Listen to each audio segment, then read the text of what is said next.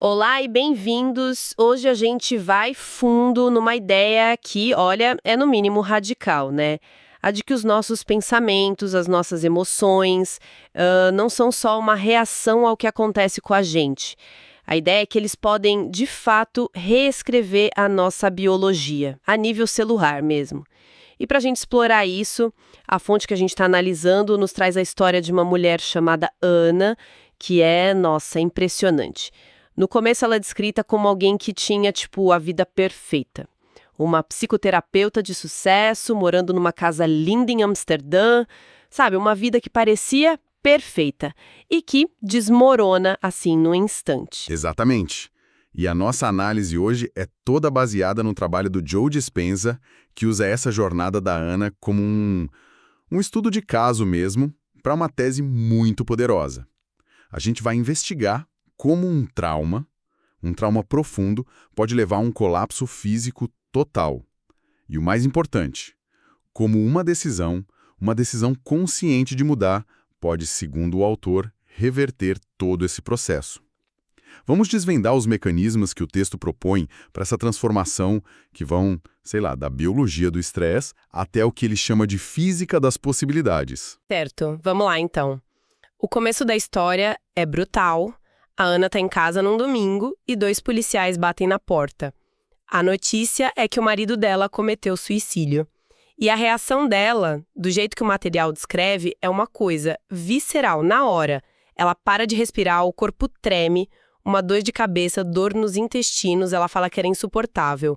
O pescoço e os ombros travam na hora. Instantaneamente, o corpo dela entra no que a fonte chama de modo de sobrevivência. E vale a pena a gente parar um pouquinho nisso, nesse conceito de modo de sobrevivência.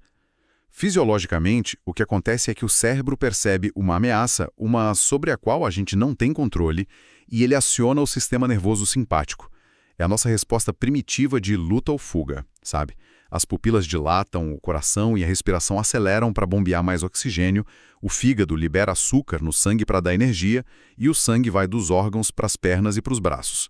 Tudo isso é alimentado por uma enxurrada de hormônios do estresse, tipo adrenalina e cortisol. Peraí, então. O ponto que o texto está querendo dizer é que para o corpo dela não fazia diferença entre o momento real, quando ela recebeu a notícia, e a 50ª vez que ela reviveu aquilo na cabeça. É isso. Ela estava, na prática, se mantendo num estado constante de choque. É exatamente essa a ideia central. Para o cérebro e para o corpo, a química que a lembrança vívida de um trauma gera é praticamente idêntica à química do evento original. A fonte até define as emoções como as consequências químicas de experiências passadas. Então, ao sentir repetidamente aquela dor, o luto, o choque, a Ana estava condicionando o corpo a viver nesse estado de emergência.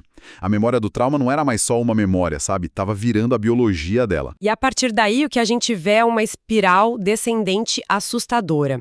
A dor emocional vira a identidade dela. Ela passa a ser a viúva. E para piorar tudo, ela descobre que o marido tinha destruído as finanças da família, deixando dívidas enormes. O estresse só se acumula. E é aí que os sintomas físicos mais graves começam. Em março de 2008, ela acorda paralisada da cintura para baixo. O diagnóstico: neurite, uma doença autoimune. O texto faz uma conexão que é quase poética, dizendo: Ana não conseguia fazer seu corpo avançar, estando incapaz de seguir em frente em sua vida. E se a gente for seguir a linha de raciocínio da fonte, a progressão da doença era um reflexo físico do estado interior dela. O estresse crônico mantém o corpo em alerta máximo o tempo todo, né?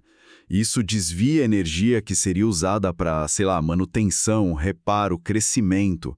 Com o tempo, o sistema imunológico dela, todo desregulado por essa crise constante, começou a se confundir e a atacar o próprio corpo, nesse caso, o sistema nervoso. E não parou por aí.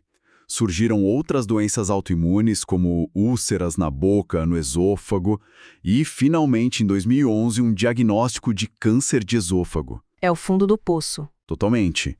E o autor levanta um conceito que é bem assustador. Ele sugere que a Ana se tornou quimicamente dependente das emoções do estresse. inconscientemente, ela usava circunstâncias difíceis para reafirmar aqueles sentimentos de vitimização, de sofrimento, o que gerava descarga de adrenalina e cortisol que o corpo dela já estava, viciado em receber. O corpo ansiava por essa química familiar, mesmo que fosse destrutiva. Que situação desesperadora. E é exatamente nesse ponto que a virada acontece. Uma tarde, depois da primeira sessão de químio, ela desaba no chão chorando. E ali ela tem um momento de clareza. Se continuasse naquele caminho, ela não ia sobreviver. Ia deixar os filhos órfãos. É uma rendição total. Um momento em que ela pede ajuda ao universo, a Deus, a qualquer coisa. E faz uma escolha. Uma escolha consciente e poderosa de mudar. Mas, como uma pessoa nesse estado, se afogando em dívida, com paralisia, lidando com câncer, como ela consegue ter energia mental para buscar ideias complexas como, neurociência? Parece quase sobre-humano. A fonte explica o que foi que conseguiu romper essa barreira de sofrimento. Ótima pergunta. A decisão dela foi um ponto de inflexão. Foi uma intenção tão firme que, segundo o autor, a mente começou a prevalecer sobre o corpo. Foi essa decisão que deu a força para ela, por exemplo, sair de um relacionamento abusivo em que tinha entrado e alugar uma casa nova. E foi nesse novo começo que ela encontrou as palestras do Dispenza. E ali ela ouve falar de conceitos que dão uma nova linguagem para entender o que estava acontecendo. E aí que ela ouve sobre neuroplasticidade, epigenética, psiconeuroimunologia e tem uma epifania. Exato. E não são só palavras bonitas, né? Ela aprende sobre neuroplasticidade, a capacidade do cérebro de se reorganizar, epigenética, que mostra como nossos comportamentos podem ligar e desligar certos genes sem mudar o DNA, e a psiconeuroimunologia, que é o campo que estuda essa ligação comprovada entre a mente e o sistema imunológico. De repente, ela percebe que a condição dela não era uma sentença de morte, era um estado que talvez pudesse ser alterado. E o pensamento que muda tudo para ela é: se eu criei a vida que tenho agora com tanta paixão, talvez eu possa desfazer tudo e criar uma nova vida usando essa mesma energia. E aqui fica muito interessante porque ela não fica só na teoria. Ela começa a aplicar técnicas bem específicas para fazer exatamente isso. Sim, e a fonte detalha bem o processo. Primeiro, meditação diária. 2 vezes ao dia. O objetivo era se familiarizar com os próprios pensamentos inconscientes para poder mudá-los. Segundo, ela praticava o que o autor chama de ensaiar o futuro. Ela combinava uma intenção clara, a visão de si mesma curada, com uma emoção elevada. Tipo gratidão, amor, alegria. O insight aqui é poderoso. O corpo não responde só a remédio, ele responde a evidências. Ao sentir gratidão repetidamente, ela estava dando ao corpo a evidência emocional de um futuro que ainda não tinha acontecido. E o corpo começava a construir aquela realidade. E além da meditação sentada, tinha a caminhada meditativa, né? Onde ela praticava andar como se já fosse aquela pessoa curada. Mas não foi um passe de mágica. O texto deixa claro que, por quase 1 ano, a saúde dela não melhorou muito, mas ela persistiu. E aí acontece um marco. Esse é um momento chave na narrativa. Durante uma meditação muito profunda, ela descreve uma experiência de transcender o corpo, a identidade, o tempo. Ela se sente como pura consciência flutuando num espaço infinito, sabe? Livre do passado e dos problemas. E nesse estado, ela tem uma visão. Não é algo que ela força, é algo que ela recebe. Ela se vê no futuro, em cima de um palco, contando sua história de cura para uma plateia.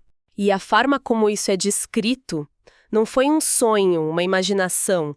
A experiência foi tão real que a química interna dela mudou a partir daquele momento. Ela se encheu de uma confiança e uma alegria que tornaram as meditações seguintes muito mais fáceis. É como se o corpo dela finalmente tivesse recebido o mapa, sabe? E começado a se alinhar biologicamente com aquela visão do futuro, em vez de continuar preso à biologia do passado. Exatamente. A visão se tornou um novo destino, a nova referência. A busca pela cura deixou de ser uma luta e virou um estilo de vida, um hábito. E os resultados a partir daí começaram a ser impressionantes. E que resultados! Em setembro de 2013, 1 ano e 9 meses depois do diagnóstico de câncer, os exames confirmaram: o câncer tinha desaparecido. O tumor no esôfago sumiu, as doenças autoimunes curadas. Ela estava completamente transformada, com uma nova carreira, novo relacionamento, saúde plena. É um renascimento completo. A doença, por essa perspectiva, pertencia à antiga personalidade, a antiga Ana. Ao criar uma nova personalidade, com novos pensamentos, novas escolhas, novas emoções, ela literalmente se tornou outra pessoa.